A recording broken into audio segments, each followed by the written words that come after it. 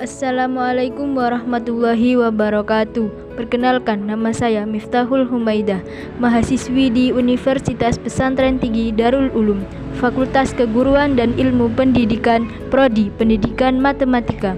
Video ini dibuat untuk memenuhi tugas ujian akhir semester 1 mata kuliah Pendidikan Kewarganegaraan dan Anti Korupsi.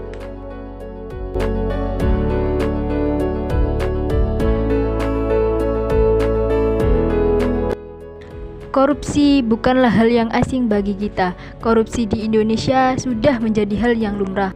Bagi masyarakat Indonesia, korupsi seolah menjadi tren yang sangat populer. Lalu, apa pengertian korupsi itu sendiri?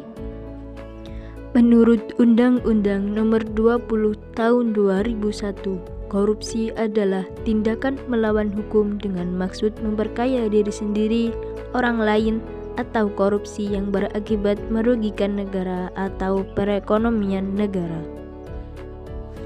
Banyak faktor yang menyebabkan terjadinya korupsi.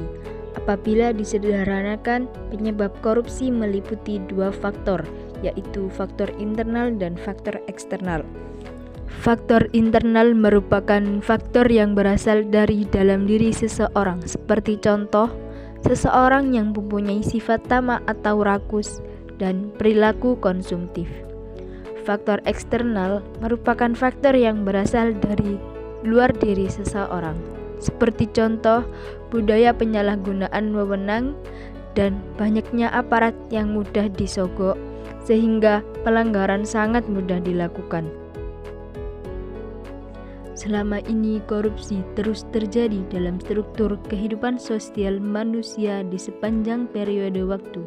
Korupsi dianggap telah memberikan dampak negatif bagi kehidupan manusia, baik terhadap perekonomian masyarakat maupun terhadap norma dan budaya masyarakat. Berikut merupakan contoh dampak terjadinya korupsi. 1. Dalam bidang ekonomi, menghambat pertumbuhan ekonomi dan merugikan perekonomian nasional. 2. Dalam bidang sosial budaya, meningkatkan kemiskinan masyarakat tertentu dikarenakan sistem yang tidak adil. 3.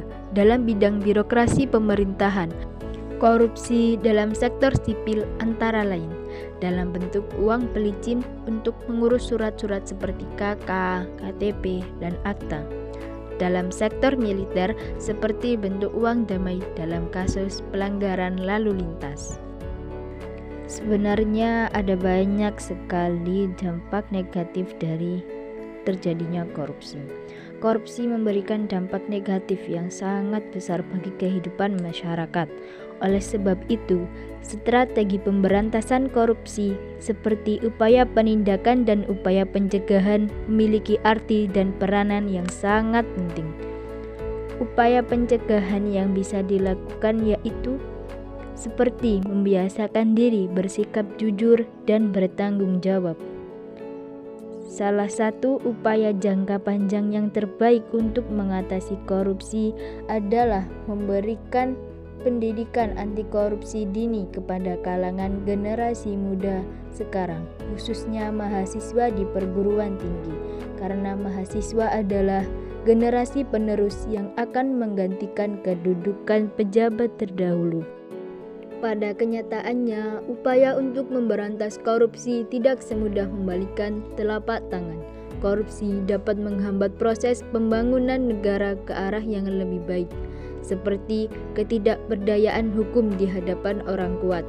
Minimnya komitmen dari elit pemerintahan menjadi faktor penyebab mengapa KKN masih tumbuh subur di Indonesia.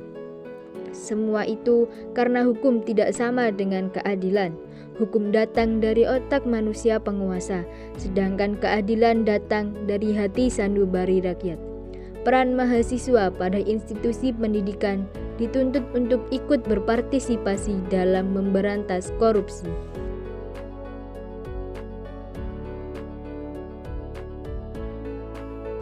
Mahasiswa sebagai agent of change harus berperan aktif dalam gerakan anti korupsi, seperti halnya mengkritisi peraturan pemerintah dan tidak berpihak pada masyarakat.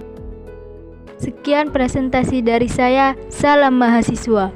Wassalamualaikum warahmatullahi wabarakatuh.